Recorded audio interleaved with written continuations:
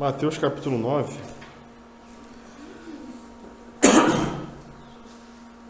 Vamos continuar avançando, né? Onde nós paramos.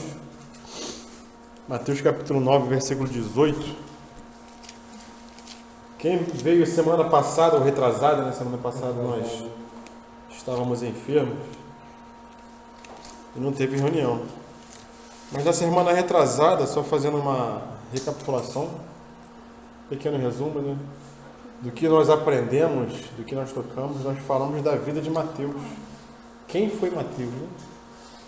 Não existem muitas passagens na Bíblia falando sobre Mateus. Quem é ele? Como é que foi a sua vida? Então nós podemos aprender um pouco da sua história, né? Como que naquele momento que o Senhor chamou ele, na hora ele levantou, largou a sua profissão e seguiu o Senhor.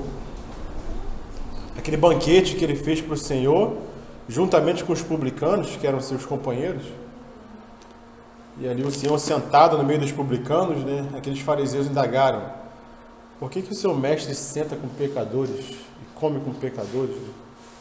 Então o Senhor dá aquela resposta: eu vim para aqueles que são doentes, porque são os doentes que precisam de médico, né? E não os justos, não os sãos, né? Então o Senhor usa aqui de uma ironia, falando dos fariseus que se achavam justos, se achavam corretos. Então o Senhor fala que veio para pecadores e manda eles aprenderem, né? Ide e aprender. O que quer dizer? Quero misericórdia e não holocausto, né? Querendo dizer que eles não sabiam nada. Vai lá e aprende. O que a palavra diz sobre misericórdia? Então nós vimos isso semana passada, vimos a questão também dos odres novos e do vinho novo. Quem são os odres novos? O que é o vinho novo, né? Essa palavra que o Senhor vem pregando, que ele não poderia confiar esse vinho novo, que é a palavra do reino, a uma instituição arcaica, que era o farisaísmo, né? Que era a religião judaica daquela época. Porque ele falou que se colocasse vinho novo em odre velho, o odre se romperia e se perderia tanto o odre como o vinho.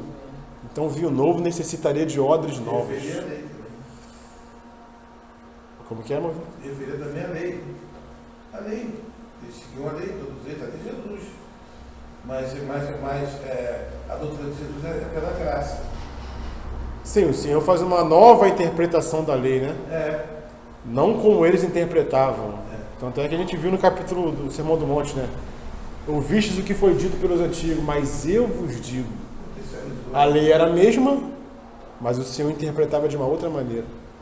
Então o Senhor não poderia confiar um vinho novo, que era essa palavra do reino, a odres velhas, aquelas pessoas que não queriam uma transformação, não queriam aceitar o Senhor. Então o Senhor diz que precisaria de odres novos, e estava preparando esses odres novos, que eram seus discípulos, e ali também a igreja, porque o Senhor falou que ele edificaria a sua igreja, né? Então esse vinho novo é a palavra do Evangelho que o Senhor tem pregado aqui, e os odres novos são aqueles que receberam de coração aberto, né? Aqueles poucos discípulos que receberam a sua palavra, né? E avançando aqui no versículo 18, o que nós vamos ver? A gente está vendo aqui, irmãos, a parte das narrativas, né? A parte dos fatos históricos. Mateus está contando os fatos, o que o Senhor fazia. A partir do capítulo 10 nós vamos entrar novamente no discurso, naquilo que o Senhor ensinava, quando ele parava, chamava os discípulos e ensinava algo, ensinava os seus mistérios. Nas narrativas, o que mais nós podemos aprender com todas elas é com relação à fé. Em todas as narrativas nós vamos ver essa ênfase da fé. Foi a sua fé que te salvou. A sua fé te curou. Então nós vamos ver aqui nessa passagem, que é a cura da filha desse chefe de uma sinagoga. Aqui na passagem dessa mulher enferma, que há 12 anos sofreu de uma enfermidade. Na cura desses dois cegos aqui. Em todos esses episódios, todas essas curas, sempre há o elemento principal, primordial, que não pode faltar, que é fé. Então o Senhor sempre vai bater nessa tecla, irmãos. Para que nós possamos usufruir das bênçãos do Senhor, da graça do Senhor, nós precisamos crer. E crer de todo o coração. Não é um crer duvidoso. É um crer sem duvidar. Porque é aquele que bate, se abre. Aquele que busca, recebe. E aquele que busca é porque tem fé. Aquele que procura é porque tem fé. Então a fé, irmãos, é algo que nós não podemos desprezar e tratar de qualquer maneira. Não é só porque nós viemos à reunião, comparecemos aos cultos, nós que eu falo de uma forma geral, né, cristandade. Não é porque nós, de domingo a domingo, quarta a quarta, comparecemos às reuniões, é que nós temos fé. O fato de você comparecer não quer dizer que você tem fé. A fé vai se manifestar no momento de dificuldade. Todos esses relatos aqui são momentos de dificuldade. A filha desse chefe estava morta. Essa mulher estava sofrendo há 12 anos com fluxo de sangue. Esses dois aqui, essas duas pessoas estavam cegas. Então, é no momento de dificuldade que nós devemos manifestar a nossa fé. Mas é justamente nesses momentos que muitos fraquejam. Muitos duvidam. Então vamos ver primeiramente esse relato aqui da filha do chefe, versículo 18. Quando fala assim: enquanto estas coisas lhes dizia, eis que um chefe, aproximando-se, o adorou e disse: minha filha faleceu agora mesmo, mas vem, impõe a mão sobre ela e viverá. Vou pular para o versículo 23. Tendo Jesus chegado à casa do chefe, e vendo os tocadores de flautas e o povo em alvoroço, disse: retirai-vos, porque não está morta a menina, mas dorme. E riam-se dele. Mas afastado o povo, entrou Jesus, tomou a menina pela mão, e ela se levantou. E a fama desse acontecimento correu por toda aquela terra. Então nós vemos aqui que esse chefe compareceu diante do Senhor, se aproximou do Senhor, e a primeira coisa que ele faz é o quê? É adorar o Senhor. E como nós vimos de outras vezes, porque isso aqui já aconteceu em ocasiões anteriores, outras pessoas chegando ao Senhor e adorando, e nós vimos a forma com que essas pessoas chegavam e adoravam o Senhor. Como é que esse chefe chegou adorando o Senhor? Ele adorou o Senhor e disse. Então essa é a forma com que ele adorou o Senhor. Minha filha faleceu agora mesmo, mas vem, impõe a mão sobre ela e viverá. Então ele adorou o Senhor manifestando a sua fé. Ele era chefe da sinagoga. Aqui não fala que ele era Jário, né, Malvino? Onde é que tu viu que ele era Jário? Aqui não fala que é Jário o nome dele, né? Mas não está aqui, né, Malvino? Não, tá. Quer dizer que Malvino já pesquisou. Hein? Malvino já foi atrás de quem é esse chefe aqui. O nome dele é Jairo. Ele era sacerdote na sinagoga. Era o chefe da sinagoga. Era... É por isso que ele era o chefe. Sim. Então, como que ele adora o Senhor? Mostrando a sua fé. Senhor, eu sei, minha filha está morta. Mas eu sei que se o Senhor vier, ela vai viver. Imagine alguém morto do seu lado e você crê que aquela pessoa morta vai ressuscitar. Isso não é para qualquer um, né? Mas ainda assim, a fé dele, só fazendo uma comparação, por quê? Porque ele chamou Jesus para ir até a sua casa. Jesus ia até a casa dele, como foi até a casa dele, né? Mas ele não chegou a surpreender o Senhor, assim como aquele centurião surpreendeu. Lembra do centurião? Não precisa nem ir, né? Não precisa nem ir, Senhor. Só uma palavra que o Senhor disser, eu sei que meu servo vai curar.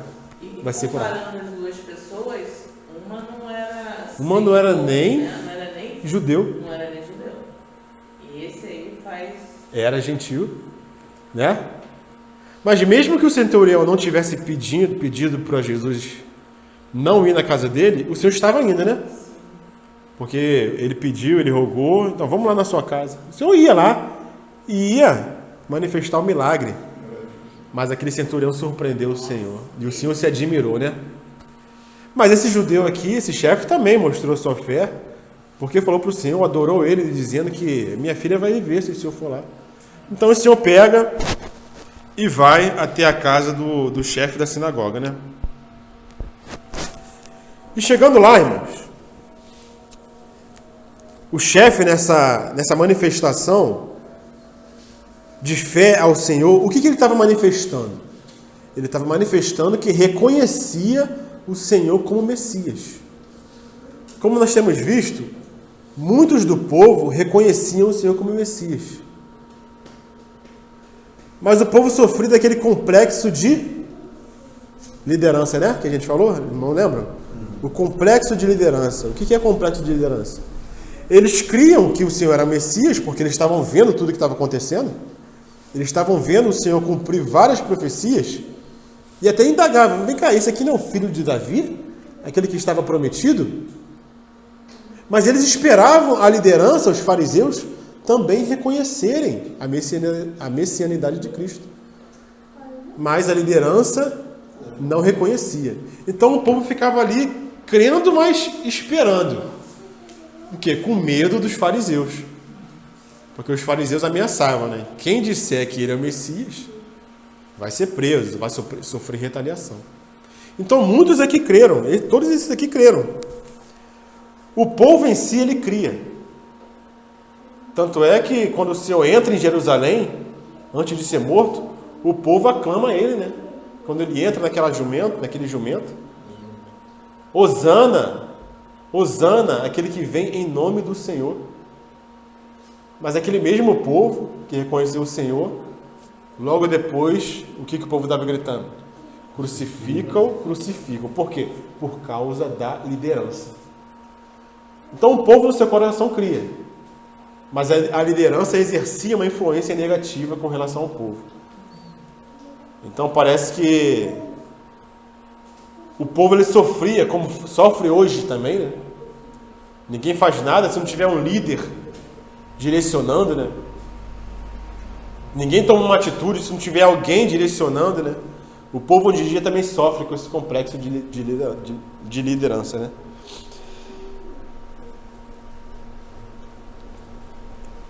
E quando ele chegou na casa do chefe, irmãos, o que o Senhor falou daquela filha do chefe?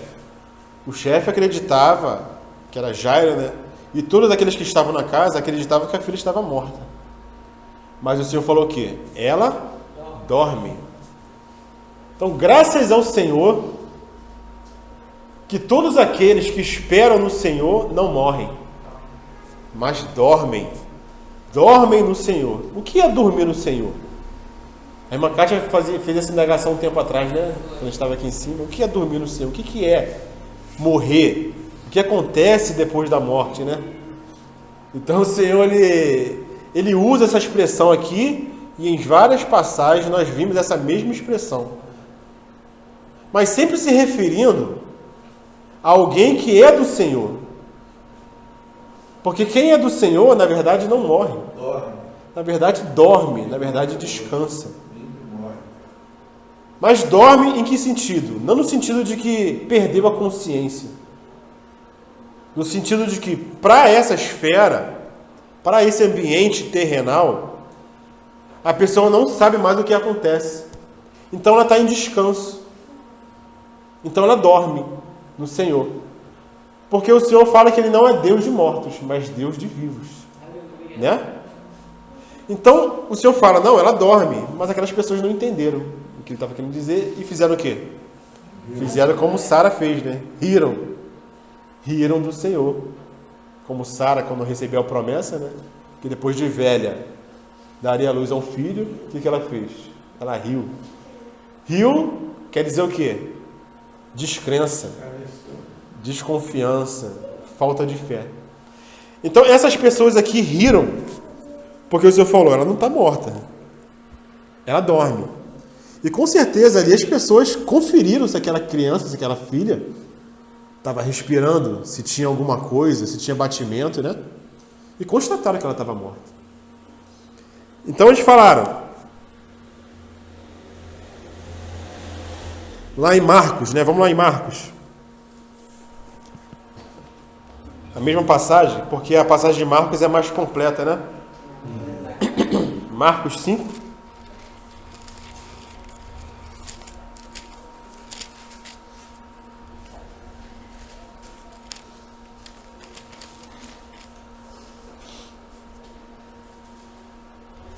Fala assim na passagem de Marcos, né? Falava ele ainda, 35. Marcos 5, 35. Falava ele ainda quando chegaram alguns da casa do chefe, a quem disseram, tua filha já morreu. Por que ainda incomodas o mestre?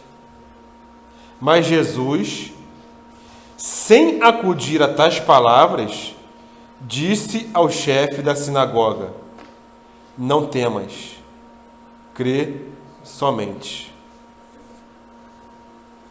Então, qual é a recomendação que o Senhor faz para o chefe da sinagoga quando alguns vêm com incredulidade, dizendo para ele não incomodar mais o chefe? O Senhor encoraja ele. Ó, não escuta os incrédulos, não. Crê somente. Irmãos, nós muitas vezes recebemos algo do Senhor, ou uma revelação, ou um direcionamento, uma palavra, e aquela palavra foi para a gente. Nós recebemos do Senhor. E muitas vezes quando nós vamos compartilhar com alguém, mesmo com um irmão, com alguém da igreja, nós recebemos uma palavra de incredulidade. Mas isso é muito difícil. Mas isso é muito complicado. Mas o Senhor fala, crê somente. Porque a vida de reino, irmãos, e nós estamos tocando em Mateus. Mateus fala da palavra do reino, uma palavra de maturidade. Domingo nós vimos aqui, né? A palavra de salvação. É uma palavra que não requer que você faça nada. Somente tenha fé na obra de alguém. Mas a palavra do reino exige que você creia, e essa fé do reino, esse crer do reino, é um crer de você colocar o pé. Em todo lugar que você colocar a planta do seu pé, esse lugar será teu. E é a promessa do Senhor. Então é uma fé ativa, é uma fé que requer que você faça algo. E muitas vezes nós recebemos algo do Senhor que é para nós.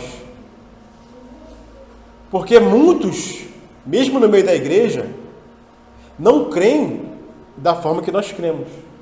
Com essa visão de reino, irmãos. E a visão do reino é um caminhar, é um andar que você não vê muitas coisas. Você não vê, muitas vezes, o que está à sua frente, o que vai acontecer. Na verdade, você vê dificuldade. Se você for enxergar com seus olhos naturais, você vai ver obstáculo, vai ver dificuldade, vai ver morte. Mas o Senhor fala, crê, porque você vai ver ressurreição. Então nós temos que muitas vezes nos precaver de com quem nós andamos. Porque muitas vezes os irmãos podem enfraquecer a nossa fé. Porque era isso que estava acontecendo aqui com esse chefe. Ó, já era, não tem mais jeito não. Pode dispensar o mestre, porque sua filha já morreu, já era. Mas o Senhor vem para ele, vem para ele. O Senhor poderia falar para todo mundo, né? Não, creiam, eu vou ressuscitar. Mas ele fala para o chefe, ó, crê somente. Ele viu a atitude do chefe. Você tem que crer. Foi você que foi me procurar. Não foram essas pessoas aqui. Foi você que disse que eu ressuscitaria a tua filha. Mas no caminho, enquanto a bênção não chega, o que pode acontecer? Nossa fé pode fraquejar. Porque a bênção está lá na frente. Está lá. No caminho tem as setas. No caminho tem a dificuldade. No caminho tem a oposição. No caminho tem os dardos. Até nós alcançarmos a bênção que está lá, irmão. Porque o Senhor falou que estava lá. Daniel esperou 21 dias. Orou, né? Orava 3 vezes ao dia. Orou várias vezes, né? Esperando a bênção. E a bênção não chegava. Se ele parar de orar, né? É por aí. Mas no caso desses fariseus também, não tinha interesse de que Jesus cumprisse a palavra dele, né? Que o objetivo dele, eles queriam mesmo era que ele fracassasse. Sim. Né? Eles A queriam ser intenção contra. deles era de que tudo o intento do Senhor não se, né? Não fosse feito ali. Era para descrer aquele homem que se dizia filho de Deus, né? É muito feio mesmo. Você vê uma pessoa morta assim, aí o outro cara que ela estava viva, Sim. eles viram. Mas eles já não tinham visto outros. Esse não foi o primeiro milagre. Não. Então já havia o conhecimento do que o Senhor estava fazendo. E eles sabiam. Então era mais negócio para eles se todas as vezes eles pudessem dar uma palavra negativa. Né? Claro que sabiam que não ia, aquilo não ia acontecer. Do jeito que o Senhor fez. Né? E veio para libertar, né? Ele fez o trabalho dele perfeito. Às vezes Deus fala com você, é para você. Sim. Isso acontece na minha vida. Vai compartilhar e às vezes a outra pessoa não é por maldade, por nada. Ela entende aquilo de uma maneira que ela entende. E aí você tem que. Bom, peraí, Deus falou comigo. Eu tenho que orar para o Senhor me dar a resposta disso aí. Porque às vezes Deus fala comigo através de sonhos, sempre. Mas eu às vezes tenho dificuldade de entender o que ele está falando, né? E às vezes eu caio nessa de partilhar com alguma pessoa e a pessoa vai e tenta interpretar o meu sonho da maneira dela. Mas eu vejo que aquilo não se encaixa, entendeu? Naquilo que eu sinto, né? Em mim que não é aquilo, né? Mas se você for ver de uma maneira assim, prática, parece que é aquilo. Mas não é. Então a gente tem que esperar, que às vezes a revelação não vem naquele dia. Eu estou falando isso por minha experiência, tá certo? Não vem naquele dia. O tempo passa, às vezes 15, um mês, de repente acontece uma coisa, tua mente vai direitinho naquele sonho que você teve, que está se realizando naquele momento, aquilo que Deus falou contigo. Embora ele não tenha me dado a entender corretamente aquilo que ele falou, eu fico imaginando. É isso, é aquilo, se bem que a gente vai suspeitando daquilo com o tempo e tal e acaba indo. Sim. Mas normalmente depois ele mostra, no momento de repente assim, acontece aquilo que ele falou contigo no sonho. E o sonho veio na cabeça na mesma hora. A gente era isso. Né? Então o que você falou é certo, uma coisa que é particular, nossa. Particular. E esses que vieram falar com esse chefe da sinagoga, que era Jairo, foram os da casa dele. Não foi ninguém desconhecido, alguém que estava em oposição. Foram da casa dele. Ou eram parentes, ou eram amigos, ou eram empregados. Mas foram pessoas da casa dele, pessoas do convívio. Não, vieram da casa dele. Está aqui em Lucas, que fala que veio uma pessoa da casa do chefe. Dizia, ó, sua filha já morreu, pô. Libera o chefe. Libera o Senhor. Então, é pessoas do convívio, da intimidade, pessoas em quem você confia, né? Pessoas que você conhece, mas que muitas vezes não receberam a visão que você recebeu, né? Quantas vezes eu já fui desencorajado por pessoas da minha família, por causa dessa visão do reino? Muitas vezes eu fui desencorajado. Pessoas que são crentes, são evangélicos, creem no Senhor, mas escuta a gente falar sobre coisas e fala, isso está maluco, está doido, né? Isso enfraquece a fé. Então o Senhor fala, crê somente, pô. Continua crendo, não enfraquece a fé não. Por quê? Porque na incredulidade o Senhor não pode manifestar o seu poder.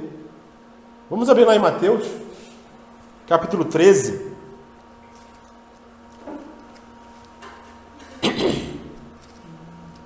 Mateus capítulo 13 fala que numa ocasião, versículo de 53 até 58, Porque nós vimos o quê? Que Jesus, Nélio, ele escolheu Cafarnaum para morar, certo? Certo. Mas ele era de Nazaré. Mas ele foi morar em Cafarnaum. Então aqui fala do momento em que ele voltou para sua terra, para Nazaré. Onde estava sua família, onde estavam as pessoas que ele cresceu, que conheciam ele. E ele começou a ensinar aquelas pessoas, começou a pregar. E o que aquelas pessoas falaram? Ué, esse aí não é filho do carpinteiro? A mãe dele não é Maria? Os seus irmãos não vivem com a gente aqui? Por que ele está falando isso? A gente conhece ele. O que fala aqui no versículo 58? Do capítulo 13. E não fez ali muitos milagres por causa da incredulidade deles. Ué, o Senhor não tinha poder para fazer milagre? Mas o Senhor só faz milagre aonde tem fé, irmãos. Onde tem fé. Se não tiver fé, o Senhor não faz milagre. Se não tiver um coração que crê, o Senhor não vai manifestar o seu poder. Por isso que ele fala para o chefe, ó, crê somente, permanece crendo. Então o chefe permanece crendo no Senhor. E o Senhor chega até a casa do chefe. Voltando aqui em Marcos, capítulo 6.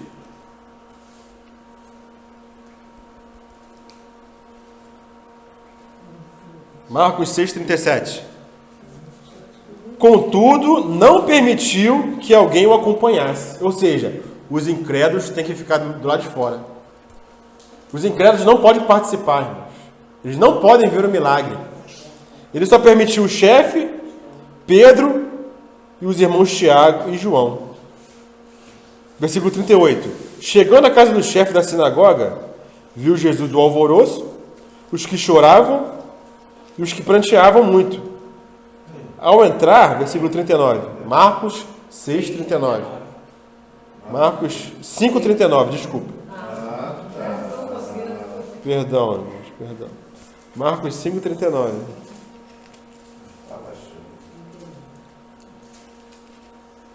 Ao entrar, lhes disse: por que estáis em alvoroço e chorais? A criança não está morta, mas dorme. E riam-se dele. Tendo ele, porém, mandado sair a todos, tomou o pai e a mãe da criança e os que vieram com ele e entrou onde estava. Ou seja, só entrou o pai, a mãe, Pedro, os irmãos Tiago e João e o Senhor. Só aqueles que criam que o Senhor deixou que permanecesse no local. E a criança, irmãos, estava morta. Sabe por que estava morta? Vamos lá em Lucas. Capítulo 8. Lucas capítulo 8, versículo 54. Lucas 8, 54.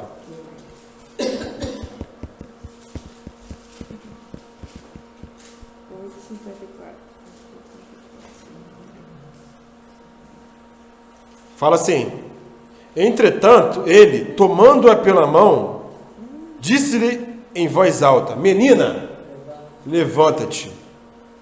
E fala o que no 55? Voltou-lhe o espírito. Ou seja, o espírito já tinha saído. Então ela estava morta, porque o espírito voltou. Nós vimos, eu não sei se eu comentei com alguém particular, com a Kátia, ou se foi alguma ministração. Naquela passagem que fala lá em Provérbios, que quando a pessoa morre, o espírito volta para Deus que o deu. A alma vai para o Hades e o corpo vai para a terra, para debaixo da terra. Para de falar isso com o pastor lá. Né? Nós somos seres tripartidos. Espírito, alma e corpo. O espírito, quando a morte, volta para Deus. A alma vai para o Hades. Hades não é inferno. Hades é lugar de mortos. O Hades tem um lado e tem o outro lado. O lugar de tormento e o seio de Abraão. Como?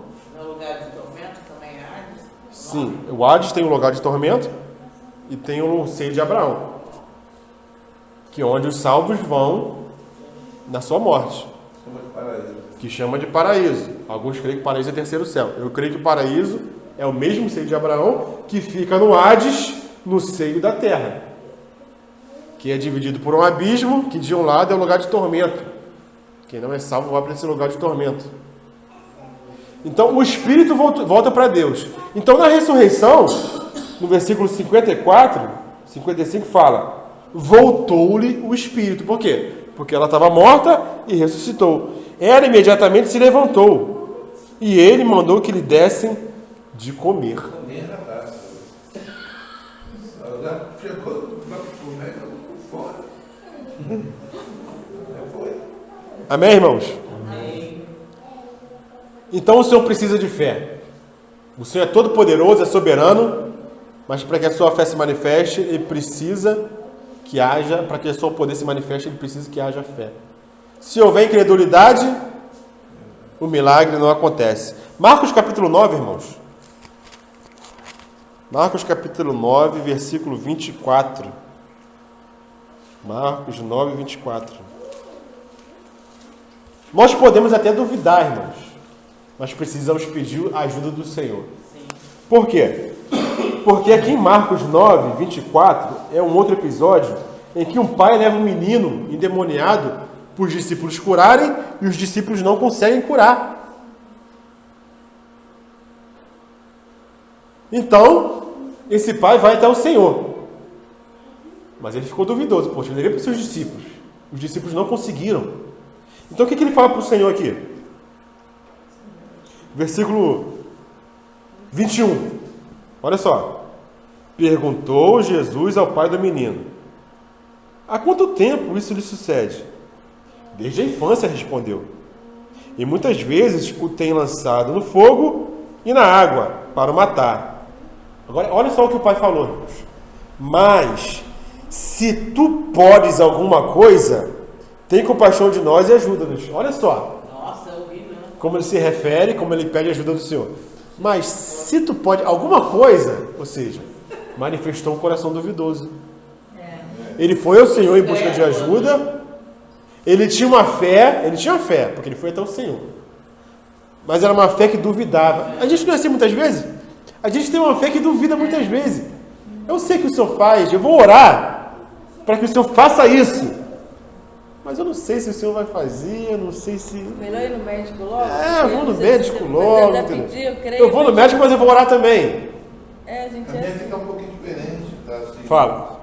Jesus disse: se tu podes crer, tudo é possível. Não, mas aí você já está no 23, né? Você está indo qual? Eu estou no 22. 22 agora.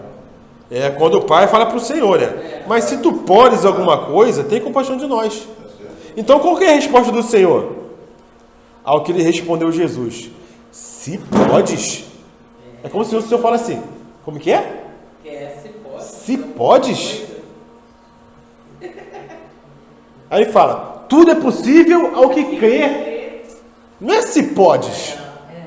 Tudo é possível ao que crê. Vendo Jesus que a multidão concorria, repreendeu o espírito, dizendo-lhe: espírito mudo e surdo, eu te ordeno, sai desse jovem e nunca mais tornes a ele.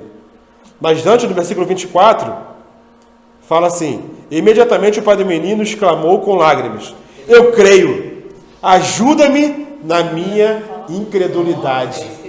Ajuda-me na minha falta de crer, na minha falta de fé. Na minha incredulidade. Né?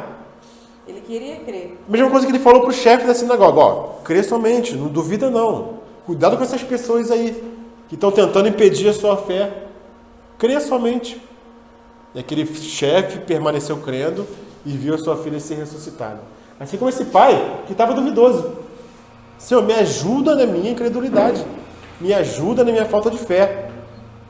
E ele, ajudado pelo Senhor, porque o Senhor estava ali, falou para ele crer. Ele viu também o milagre. Um coração contrito, o Senhor não... Amém. Não rejeita. Amém. Um coração contrito, o Senhor não rejeita. E eu queria ler uma passagem com os irmãos, que eu vou tentar achar onde é que está, porque eu não estou achando aqui. Se eu não me engano é Marcos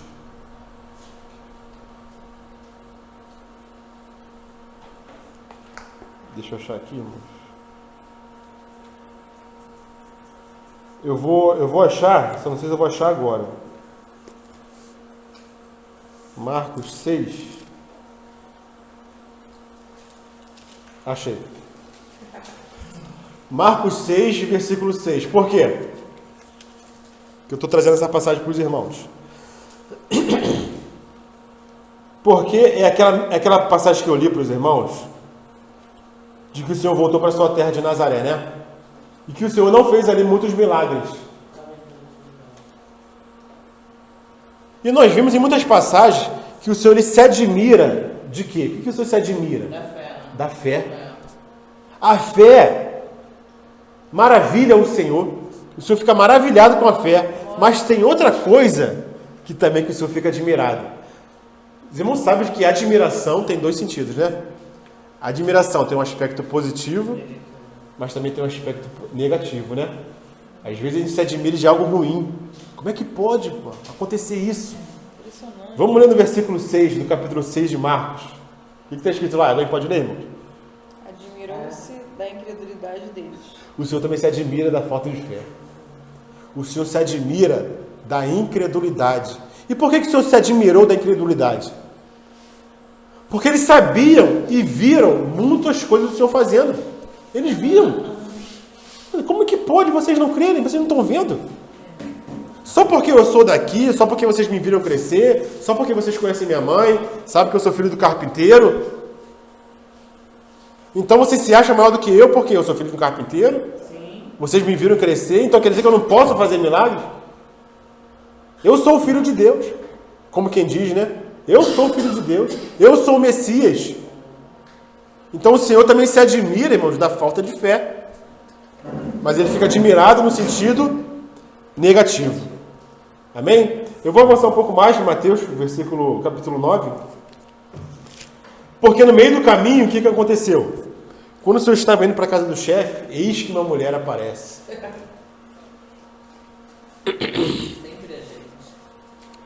Eis que uma mulher aparece, irmãos.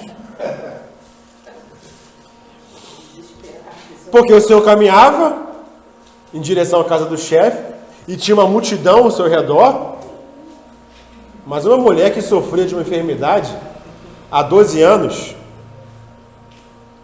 e ela já tinha ido a todos os médicos, a muitos médicos, e esgotou os seus recursos, não obteve a cura, pelo contrário, ficou mais doente ainda e pior, ficou mais pobre. Imagina a mulher, né? Que se a mulher é imunda, né? Nos dias, imagina uma mulher que tem 12 anos. Não podia nem estar ali, ela não podia ter convívio com ninguém, assim. Ela era uma mulher isolada, né? Muito triste, né? Sim. Uma mulher... Como é que se fala? E a minha esposa, assim, não é só ela, né? Muitas irmãs, muitas mulheres. Quando chega no período menstrual, parece que muda o ânimo, né? Muda alguma coisa, né, Araci? A gente fica brava. E a gente tem que dar aquela recuada. Pá. Imagine uma mulher 12 anos, irmão. Já sabe. O negócio devia ser estreito, né? Porque é algo que incomoda. Não estou criticando no mau sentido. É algo que incomoda. O sofrimento dela. É ruim. Se acontecesse conosco, imagina, meu filho. Pô, 5, 3 dias, sei lá quantos dias é. Anemia, esse tipo de coisa. E um detalhe, né? Hoje ela não é considerada imunda. Sim. Mas naquela época era. Era, Um negócio além mais disso, isso aí. além de algo incomodando externamente, uma discriminação externa também, e uma mudança interna, porque os hormônios também mudam, né? E o físico dela, porque ela devia ser Físico, muito anêmica. psicológico. Anemia, essas coisas. Então, assim, Bem fraquinha. ela estava desesperada, né? Então ela pensa, eu creio que era Messias. Mas ela é mulher, ela não podia chegar porque ela estava imunda. O que ela faz? Ela faz algo que é tremendo, irmão, é tremendo. Quando eu leio essa passagem, e a gente conhece a passagem há anos, mas sempre quando olha e imagina, a gente, caramba, se eu ao menos tocar na sua veste, eu ficarei curada. Como que alguém pode imaginar isso, irmão? De onde que saiu isso? Da onde também a É a fé dela. Saiu isso dela. Porque não tinha como ela tocar no Senhor, ela não podia tocar em ninguém, não podia nem ser bicha, né? Ela vivia isolada, né? Das Mas na pessoas. verdade, cara, eu acho até que ali naquela multidão, né, além de falar ela não poder ser vista ali, né? Não tinha como, porque pelo texto aqui que a gente lê, estava imprensado. É que o próprio Senhor vai relatar, estava muito, tinha muita gente. De entrar no meio da multidão. Era uma multidão, até meio ofuscado, meio. Não, e todo mundo tocava o Senhor. Tanto é que os discípulos chamaram a atenção do Senhor. Senhor, como assim? Tá brincando, pô? Tá todo mundo aqui te apertando, o Senhor pergunta quem me tocou? O discípulo chamou a atenção do Senhor. Eu sei que alguém me tocou. O que o Senhor fala? Eu sei que alguém me tocou, por quê? Porque de mim saiu poder. De mim saiu virtude. É que vários tocaram nele, mas não tiveram a fé que era. Não, mas não foi um toque de fé. Foi um toque normal, de Não gostar. foi toque de fé. Foi um toque de fé, irmão. Dela foi de fé. Foi um toque de fé. Então o Senhor sente que dele sai alguma coisa, sai virtude. E via aquela figura toda. Assim, ó, Via tudo aquilo. é a única esperança. É a última, talvez, a né, última, Cátia? né? É a última É a esperança. Então eu preciso tocar, porque ela tinha feito de tudo. Então acho que ali ela fica aquele momento ali, era tudo para ela. Mas foi uma fé que não duvidou. Sim. Porque ela ficou curada na hora. Ela sentiu no seu próprio corpo que ela ficou curada. Então ela cria que o Senhor é o Messias. Por quê? Se eu tocar nele, ficarei curada. Cria que ele era o Filho de Deus. E do Senhor saiu virtude, porque ele sentiu. Então ele se volta. Quem foi que me tocou? Mas o Senhor. Como assim quem te tocou? Os discípulos falando, né? Tá todo mundo aqui. Eles não viram. Os discípulos não viram ela tocar nele. Porque era muita gente. E o Senhor fala, não, sim, alguém me tocou porque de mim saiu virtude. E por que do Senhor saiu virtude? Porque ela precisava de cura, né? Porque ela precisava de cura. E por causa também, claro, Jesus é o Filho de Deus. Saiu virtude dele porque ele tinha algo nele para sair. Sim. Se não tivesse, não sairia nada. Sim. Certo? Por que tinha virtude no Senhor? Por causa da sua consagração ao Senhor. Porque o Senhor era alguém consagrado, porque o Senhor orava, porque o Senhor jejuava, ele tinha poder. Claro, ele era o Filho de Deus. Mas, além de ser o Filho de Deus, ele orava, ele jejuava, ele separava um tempo para se consagrar ao Pai. Quando o Senhor fala assim, essa casta aqui não pode sair, senão com jejum e oração. Senão com oração e jejum. O que é isso? É consagração. Qual o objetivo do jejum, da oração? É buscar algo específico, uma bênção, uma cura? Não é. É buscar consagração. É buscar poder do alto. Eu não vou jejuar porque eu tenho o objetivo de expulsar um demônio. Esse não é o objetivo do jejum.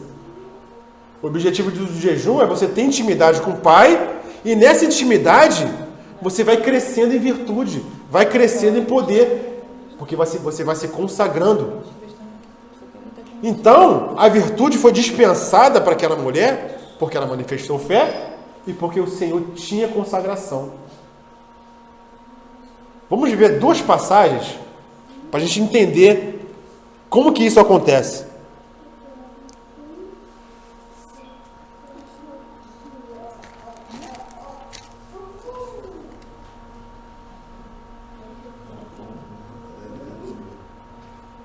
Atos capítulo 5, versículo 5. Atos 5, 15, desculpa.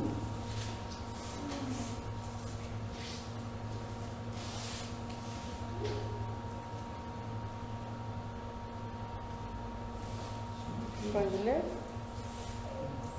5:15 Atos? Olha a sombra de Pedro? Isso. Pode ler. A ponto de levarem os enfermos até pelas ruas e os colocarem sobre leitos e macas, para que, ao passar Pedro, ao menos a sua sombra se projetasse em alguns deles. E crescia mais e mais a multidão de crentes, tanto homens como mulheres, agregados ao Senhor, a ponto de levar os enfermos até pelas ruas e os colocarem sobre leitos e macas, para que ao passar Pedro, ao menos a sua sombra se projetasse em algum deles. Afluía também muita gente das cidades vizinhas a Jerusalém, levando doentes e atormentados de espíritos imundos, e todos eram curados. Olha só. Irmãos, perceberam o que aconteceu aqui? Estão percebendo? A sombra de Pedro curava, irmãos. Porque as pessoas faziam isso porque acontecia algo, né? Então, a sombra de Pedro curavam. O Senhor falou que os seus discípulos fariam obras maiores do que o que o Senhor fez. E por que a sombra de Pedro curava? Pedro era alguém consagrado ao Senhor. Então tinha virtude, tinha poder e tinha fé. O que acontece? Milagre. Atos também, capítulo 19. Atos capítulo 19, versículo 12.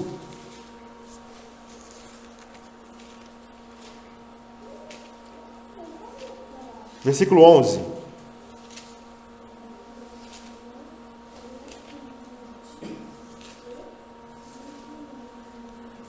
E Deus, pelas mãos de Paulo... Não entendi. Esse aqui é o Valdomiro copiou. Valdomiro, Santiago? E Deus, pelas mãos de Paulo, fazia milagres extraordinários, a ponto de levarem aos enfermos lenços e aventais do seu uso pessoal, diante dos quais as enfermidades fugiam das suas vítimas e os espíritos malignos se retiravam. Olha só, irmãos. Um lenço que era usado por Paulo, com seu suor, um avental, era levado para os enfermos. O que acontecia? A enfermidade fugia, irmãos. Os espíritos corriam. Por que isso acontecia, irmãos? Por que a veste do Senhor curou aquela mulher? Por que a sombra de Pedro criam? Não está escrito aqui no texto, né? Explicitamente que a sombra curava. Mas pelo contexto a gente vê que algo acontecia. E aqui está explicitamente falando que o lenço de Paulo, quando chegava no enfermo, a enfermidade, corria. Os espíritos imundos saíam, porque Paulo era alguém consagrado, irmãos. Consagrado ao Senhor. Consagrado como? Com jejuns e com oração.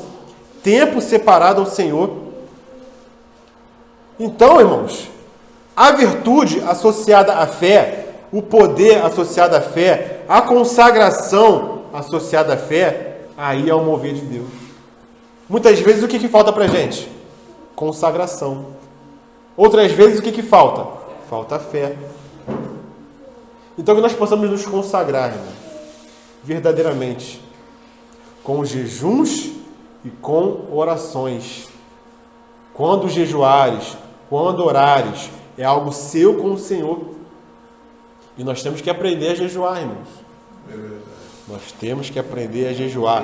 Não por um propósito específico, vou jejuar para passar no concurso. Vou jejuar para alcançar um emprego. Esse não é o propósito do jejum. O propósito do jejum é você se consagrar ao Senhor, ter intimidade com o Senhor, para você ter virtude, ter poder. Como? Só pela virtude e pelo poder? Não. Pela intimidade. Quanto mais próximo do Senhor, mais virtude vai sair dele para você. Por quê? Porque você está próximo. Você está em contato com o Senhor. Você ama estar com o Senhor. Na igreja quase não se fala de jejum mais, né? Não se fala. Não se fala mais, esqueceram, pularam essa parte. Não se vê mais falar de jejum na igreja. Também você vai atingir algum propósito que o senhor tem com a sua vida para o outro, né? No caso que eles estavam curando pessoas que estavam enfermas, endemoniadas. E estava curando, irmã. Estava curando. Não é igual o Valdomiro Santiago, que o irmão chega lá meio mancando. Joga as mãos aí, pá! Aí o irmão sai mancando. Está curado! O irmão sai todo torto de lá, curado? E o lencinho dele também. E o lencinho também, que ele acha que ele até vende. Ele vende o lencinho? Ele leva o lencinho para casa. Aí, Tem um vigarista, né? É um 7-1, né? Mas você sabe que ele ia ser preso, dá uma confusão danada lá, e naquele momento ele aproveitou a publicidade, ele disse que precisava de 4 milhões, e assim tinha os 4 milhões na conta dele. E aí? Aproveitou aquela confusão para pedir dinheiro. Complicado, né? Explorando a mazela do povo, a dificuldade do povo e a falta de entendimento do povo também, né? Está guardado, né? Amém, irmãos? Vamos avançar um pouco mais? Voltando aqui para Mateus capítulo 9. Eu estava tentando lembrar a frase, uma frase que tem que falar. Muita oração, muito poder. Pouco oração, nenhum poder. Não, viu? Não é assim? Não, muita oração, muito poder. Pouco oração, pouco poder. Sem oração, sem poder. Nenhum poder. Nenhum poder. O Charles Spurgeon tem umas frases assim muito boas. Né? Mateus capítulo 9, versículo 27, agora é aquele episódio da cura dos 2 cegos. Porque a passagem fala o seguinte: partindo Jesus dali, Mateus 9, 27? Mateus 9, 27. Partindo Jesus dali, seguiram-no 2 cegos clamando. Como que eles clamavam, ora assim?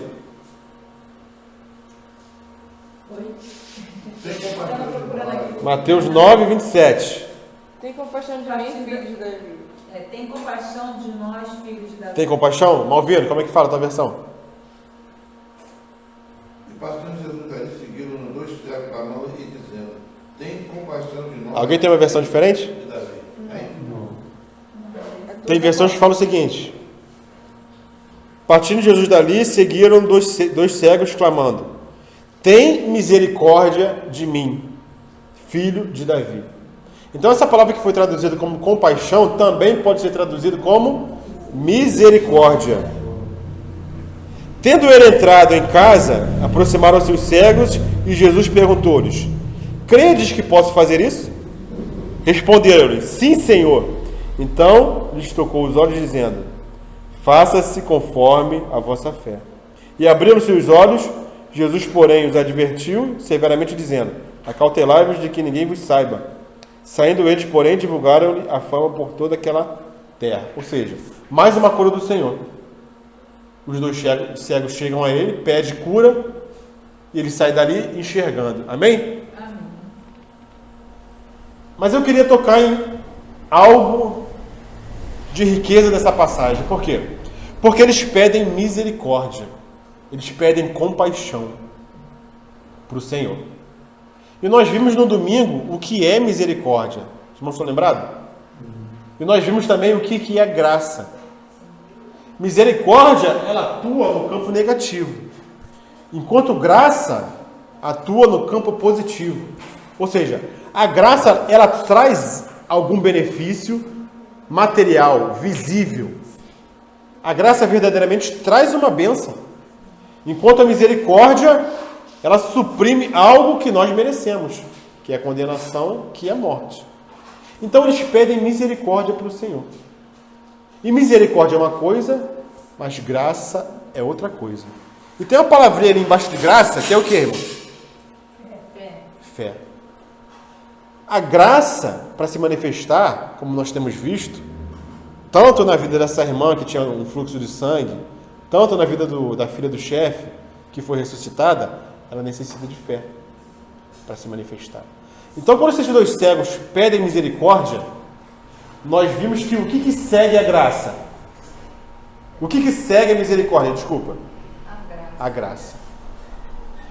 Então, a fonte é o amor de Deus, que flui em misericórdia e desemboca na graça. Esses cegos estão pedindo misericórdia, irmãos. Mas qual é o passo seguinte da misericórdia? A graça. Então o Senhor pergunta: vocês creem que eu posso fazer? Por quê? Porque o Senhor quer manifestar graça, algo positivo, algo visível para eles. E como que eles respondem? Como que eles respondem, irmãos? Responderam: sim, Senhor. Então eles alcançaram misericórdia, eles receberam misericórdia do Senhor, porque estavam ali aguardando o quê? A graça do Senhor. A misericórdia preservou eles. Para quê? Para que eles alcançassem a graça. Isso acontece na vida de todos nós. Nós aguardamos da misericórdia para quê? Para alcançar a graça do Senhor.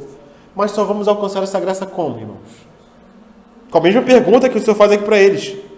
Crês que eu posso fazer isso? Cremos que o Senhor pode fazer algo por nós, irmãos? Se nós cremos, nós não vamos ficar só na misericórdia. Nós vamos avançar até a graça e vamos receber algo do Senhor. Então, como eles manifestaram fé, a graça chegou até eles. E qual foi a graça que eles receberam? Algo positivo. A visão. Receberam a visão do Senhor. Faça segundo a vossa fé. Faça-se. Se fé não acontecer nada, não. Faça-se segundo a vossa fé. Por quê? Porque eu tenho a virtude, eu tenho o poder. Mas conforme a sua fé, se faça. E eles creram. Eles creram que o Senhor podia restaurar a visão a eles. Então eles alcançaram a graça do Senhor. Só fazendo um pequeno acréscimo daquilo que nós vimos no domingo, né? Com relação à misericórdia e com relação à graça. E a misericórdia é algo, irmãos, que é mostrado para nós.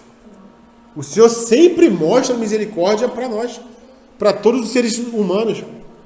Mesmo em pecado, as pessoas são preservadas. Por que os ímpios estão vivos? Eles são preservados pela misericórdia do Senhor, porque se não fosse a misericórdia do Senhor, nós já teríamos sido consumidos, né?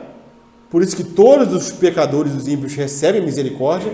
Eles recebem misericórdia, mesmo sem pedir, eles recebem misericórdia, porque é o tempo que o Senhor dá para que eles se arrependam e alcancem a graça do Senhor.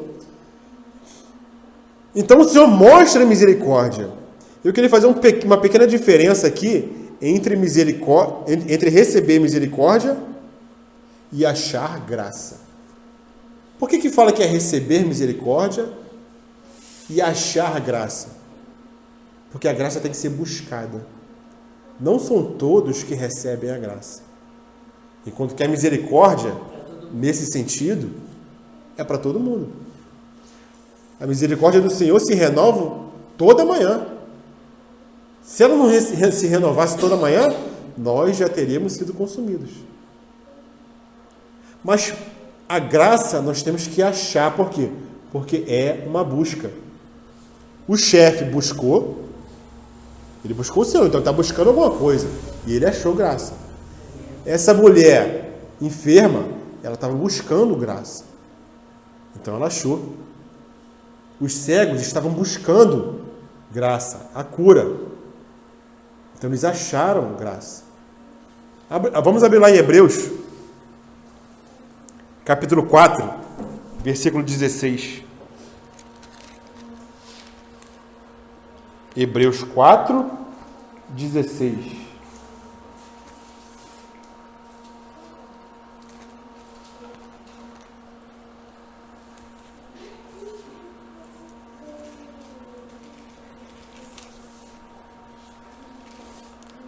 Fala assim, irmãos.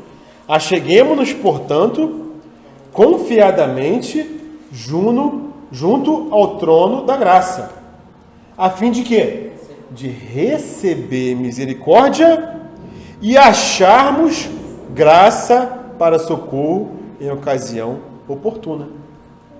Então a misericórdia nós recebemos, mas a graça nós achamos. Aqui fala que seria no momento de necessidade. No momento de necessidade, em ocasião oportuna. Então a misericórdia nós recebemos do Senhor, mas a graça necessita de um ingrediente. Necessita de fé. Por isso que fala achar graça e receber misericórdia. Então, tem essa pequena diferença. Receber significa que está tudo aqui, irmãos. Está sempre pronto para uso a qualquer tempo. E o que é graça? Graça é algo que você tem que achar, pois é algo que Deus fará. Graça é algo positivo, é algo para ser elaborado. E por isso que se diz receber misericórdia e achar graça. Voltando aqui no Mateus capítulo 9, só para seguir para o término, né? Eu vou pular essa passagem que fala da blasfêmia dos fariseus, porque nós já vimos isso em outra oportunidade, né? Então eu vou pular e vou seguir para o final, versículo 35. quando fala que Jesus percorria, Mateus 9,35, Jesus percorria todas as cidades e povoados, ensinando nas sinagogas, pregando o evangelho do reino e curando toda sorte de doenças e enfermidades. Vendo ele as multidões, compadeceu-se delas. Se compadecer é o que, irmãos? Misericórdia. Então o Senhor teve misericórdia delas, porque estavam aflitas e exaustas como ovelhas que não têm pastor. E então se dirigiu aos seus discípulos. Então nós vemos aqui a compaixão, a misericórdia, mas quando ele se dirige aos discípulos, nós vemos a graça do Senhor. É sempre assim, irmãos. Quando é algo manifesto, visível, é graça. Quando é misericórdia, é uma preservação. Então, a compaixão que o Senhor teve deles, porque eles estavam desarraigados, daquele povo estavam desarraigados, como alguém que não tinha pastor, estava por aí vagando, o Senhor estava tendo compaixão e misericórdia deles. Mas o que o Senhor fala para os discípulos fazerem? Graça. Em que sentido? Então dirigiu aos seus discípulos, dizendo: a seara, na verdade, é grande, mas os trabalhadores são poucos. Então a graça se manifesta aqui no versículo 38. Rogai, pois, ao Senhor da seara que mande trabalhadores para a sua seara. Para quê? Para que esses trabalhadores manifestem graça, salvação para esse povo que está sem pastor. Misericórdia e graça sendo manifestada. E essa graça é manifestada de muitas formas. Uma das formas é o quê? Trabalhadores, pregadores, pastores para essas ovelhas que não tinham pastor. Então a gente vê essa obra completa do Senhor, do seu amor se manifestando em misericórdia e em graça. Então nós encerramos aqui essa mensagem de hoje, né? Vasos de misericórdia. Os vasos de misericórdia, onde vai se manifestar a graça do Senhor, né? Os irmãos podem compartilhar, mas eu queria só encerrar, né? E orar para nós encerrarmos essa passagem, porque na próxima reunião nós vamos entrar agora num próximo discurso do Senhor, um próximo ensinamento, né? Para nós aprendermos mais das maravilhas e dos mistérios do reino. Amém, Senhor Deus. Senhor Deus, nós agradecemos por essa reunião, pelo Teu falar, pelo Teu dispensar, por esse aprendizado, Senhor Deus, em que nós vimos que nós temos, Senhor Deus, que expressar uma fé verdadeira, expressar uma fé que confia e não uma fé que duvida, Senhor Deus, para que o Seu poder se manifeste, para que a Sua virtude, Senhor Deus, venha até nós, para que nós possamos experimentar os poderes da era vindoura, Senhor Deus, já na presente era, Senhor Deus. Mas nós precisamos crer, Senhor Deus. Então que o Senhor possa nos ajudar na nossa falta de fé e na nossa incredulidade muitas vezes, Senhor Deus. Nós dependemos da Sua misericórdia e da Sua graça, Pai. Abençoa cada irmão aqui nessa noite, Pai. Em nome de Jesus, Senhor. Amém, Jesus.